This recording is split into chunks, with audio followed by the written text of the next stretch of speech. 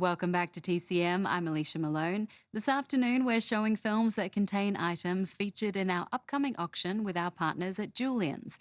The event is called A Week of Hollywood Legends, and it begins this Tuesday, December 9th, and goes through the 11th online at juliensauctions.com.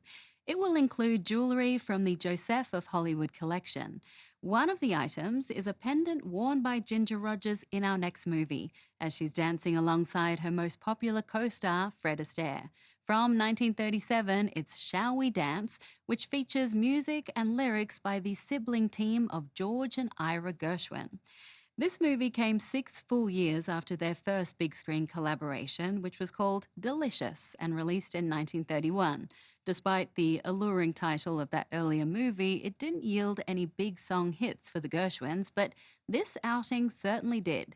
Along with the title track, Shall We Dance, there are also songs like They All Laughed, plus 2 future Gershwin standards that made their debuts here.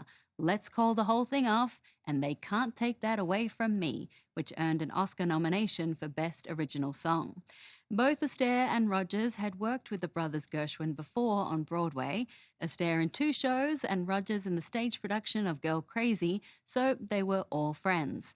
Ginger Rogers had a specific contribution to this film. It was actually her idea to do the number Let's Call the Whole Thing Off while on roller skates.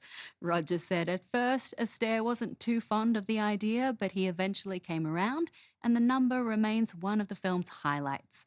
Here we go, produced by Pandro S. Berman and directed by Mark Sandrich from RKO in 1937, Shall We Dance?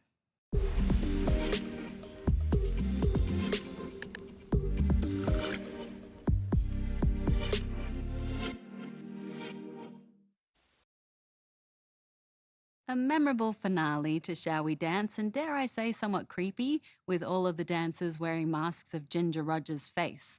Rogers said the making of those masks was not a fun experience. They were made out of plaster of Paris, which was applied to Rogers' entire head to create the mold. They had to put straws in each of her nostrils so she could breathe, and she had to sit absolutely still for 15 minutes while the plaster dried. Rogers said it was like tying character actress Zezou Pitz's hands down to her sides. Zezou, as we know, was famous for her nervous energy and fluttery mannerisms.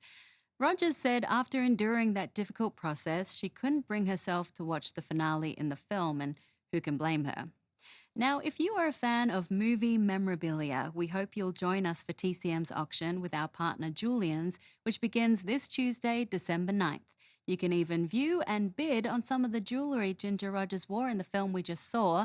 For more information, go to juliensauctions.com.